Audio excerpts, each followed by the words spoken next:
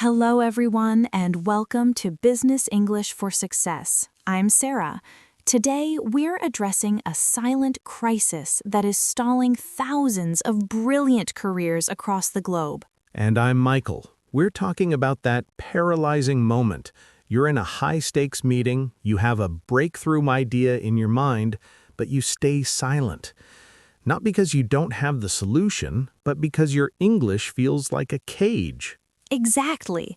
It's that feeling of being a lion in your native language, but a kitten in English. You've worked for years to build your expertise, your reputation, and your authority. But the moment the conversation shifts to English, you feel like all that power is slipping through your fingers. You worry, will they think I'm less intelligent? Will my boss think I'm not ready for that promotion? Let's be honest with our audience. Advice like just be confident is completely useless when your career is on the line. Confidence isn't a switch you can just turn on. What you actually need is a survival system. A survival system. I like the sound of that. It's not about being perfect, it's about staying in control.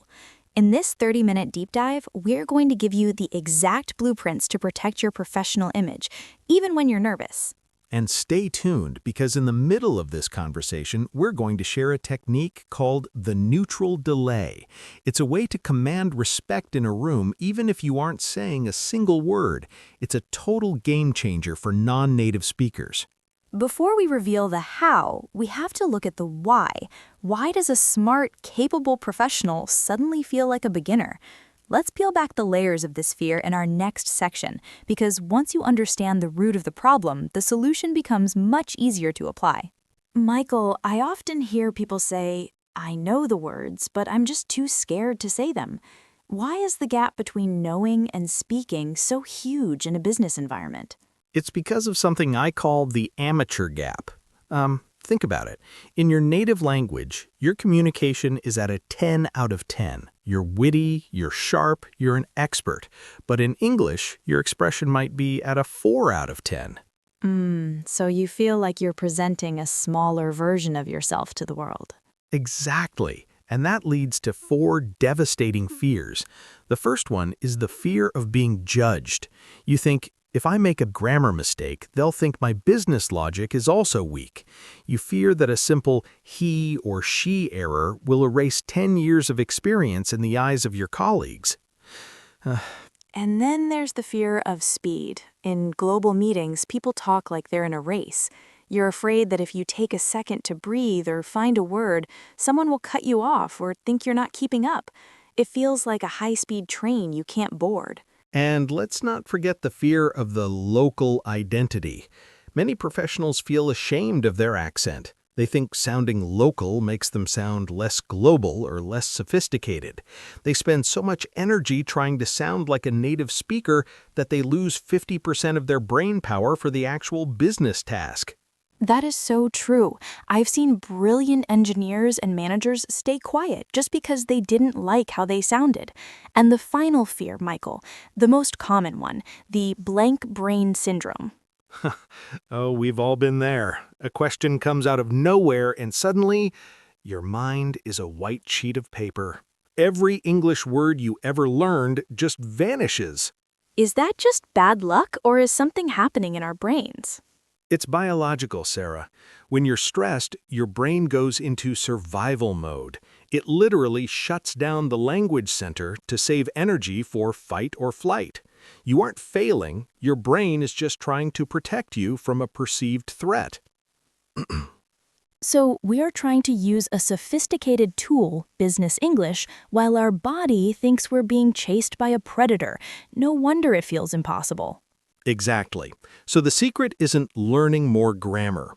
The secret is building a system that works even when your brain is in survival mode. That is a huge relief to hear. It's not a lack of talent, it's just biology. And now that we've exposed these fears, we're going to start building that system. In the next part, we're going to talk about pillar number 1, shifting your mindset from fluency to control. This shift alone can reduce your anxiety by 50% immediately. Let's look at how you can own the room without needing a perfect vocabulary. Michael, you mentioned earlier that the goal isn't fluency, it's control. This sounds like a complete 180-degree turn for most people who have spent years in English classes trying to be perfect. Can you explain why control is more valuable than fluency in a high-stakes meeting? Um, Absolutely. Sarah, look at the most powerful leaders in global business. Many of them are not native English speakers. Do they speak perfectly? No. But do they dominate the room? Yes. The difference is that they don't see English as a subject they're being tested on. They see it as a tool for outcome. So instead of thinking, is my grammar correct, they are thinking, is the project moving forward?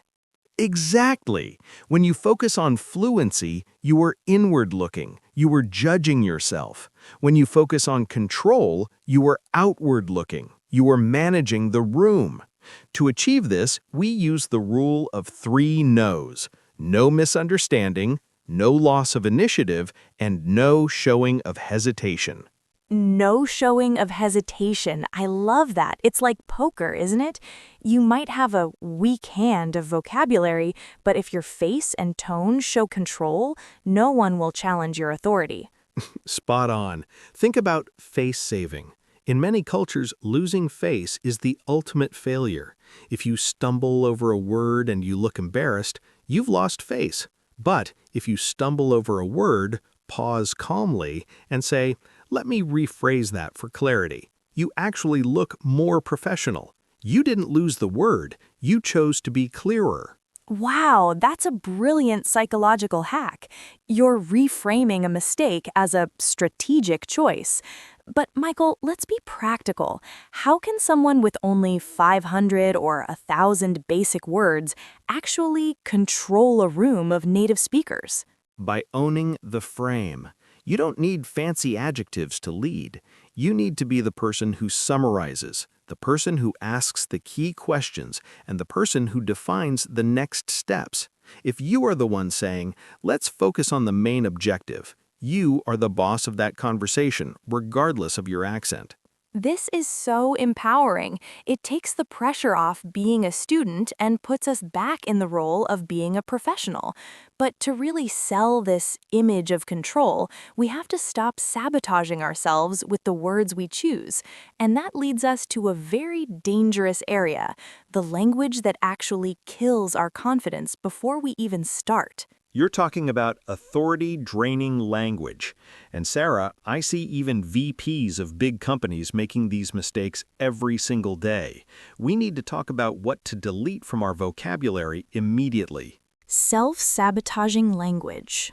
That's a strong term, Michael, but I think I know what you mean. It's those little words we use as a shield because we are afraid, right? Like saying maybe or I think. Exactly. We use them because we want to be polite or we want to leave an escape route in case we are wrong. But in a global business context, especially when you're not confident, these words act like a confidence leak. They drain your authority. I see this a lot. Someone starts a sentence with, "I'm sorry, my English isn't great, but I think maybe we should consider." By the time they get to the idea, everyone has already stopped taking them seriously. It's painful to hear. Listeners, if you take only one thing from today, let it be this. Stop apologizing for your English. Your English is a bridge, not a barrier. When you apologize, you are inviting the other person to judge you. So let's give them the safe power phrases. If we delete I think and maybe, what do we replace them with to stay safe but sound powerful?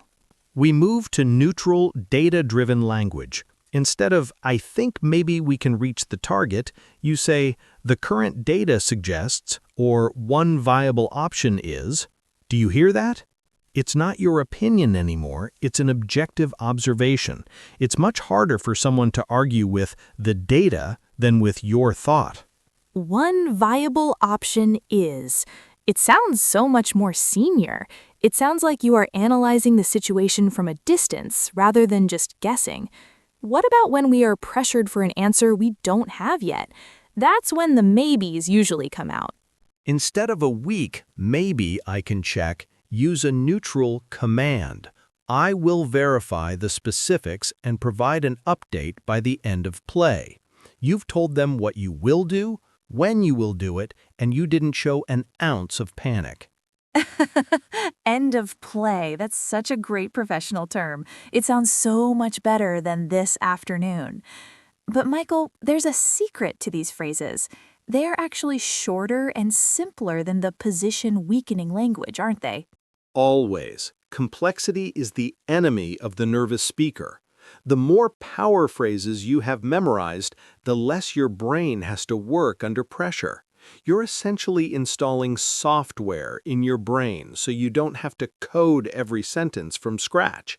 I love that analogy. We're installing the success software.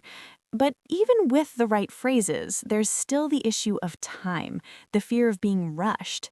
And I know you have a very specific weapon for this, something that makes you look like a genius while you're actually just thinking.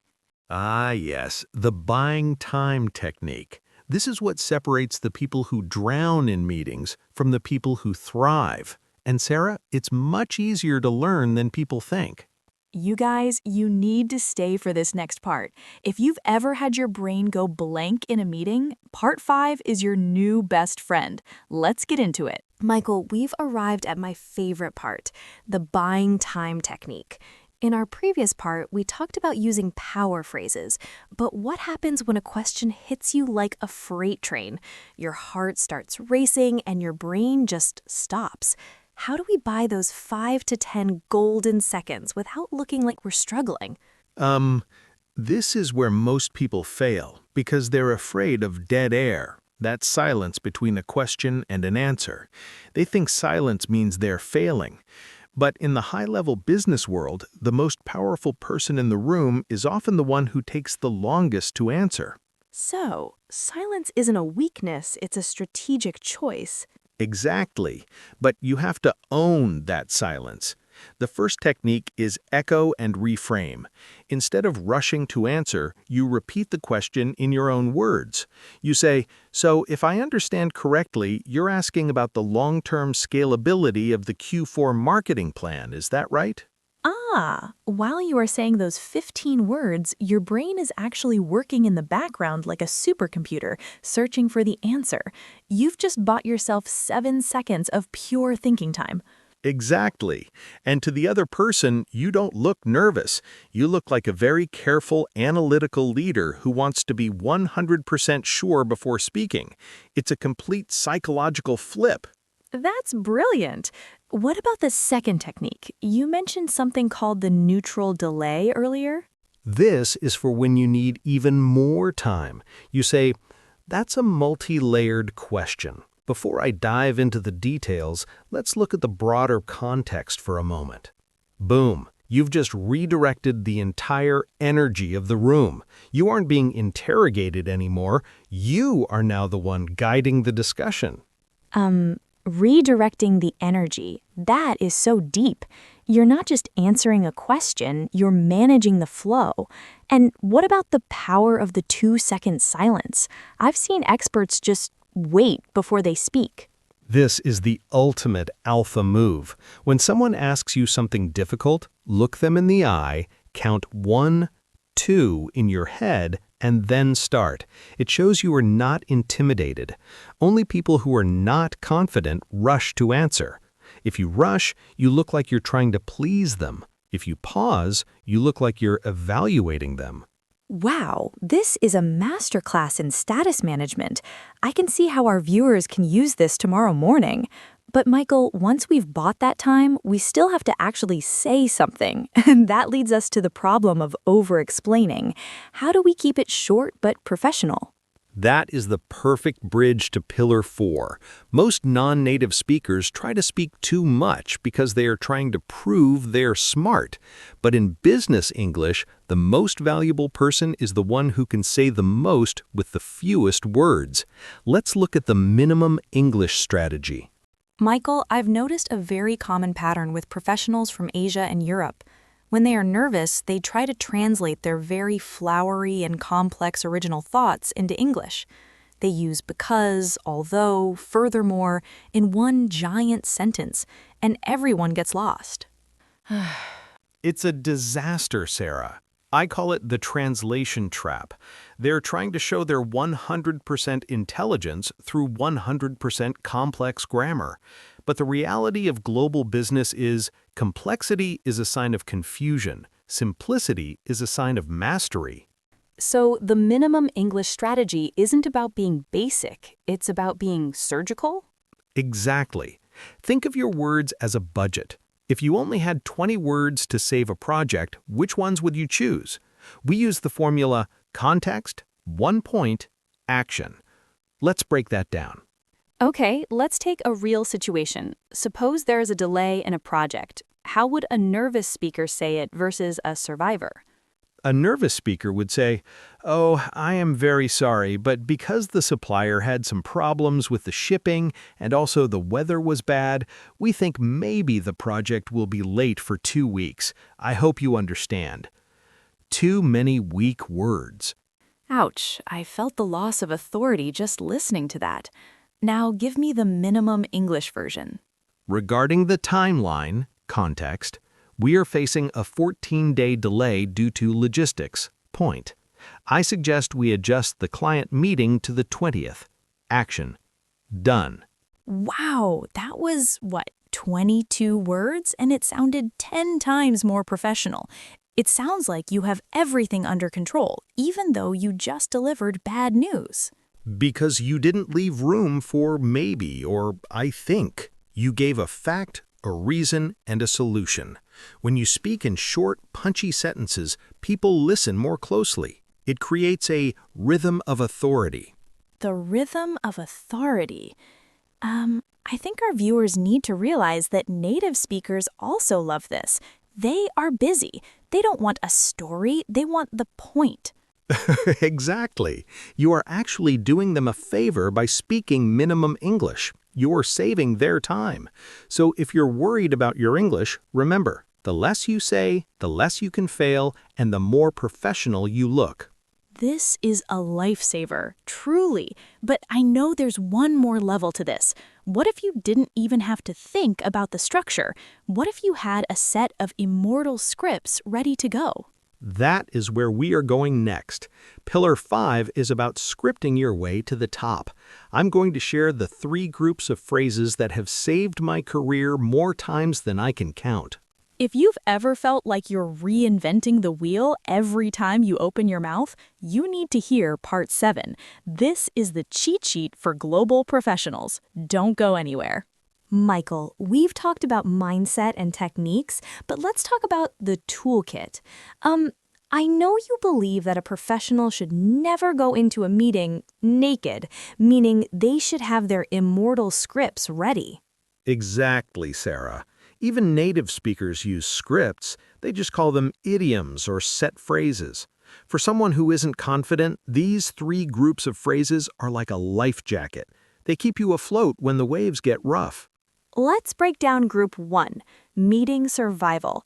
These are the phrases that make you look like the moderator even if you aren't the boss.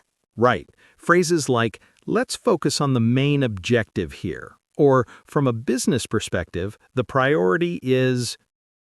Notice how these phrases don't require complex grammar, but they immediately signal to everyone that you are thinking about the business value, not just the English words.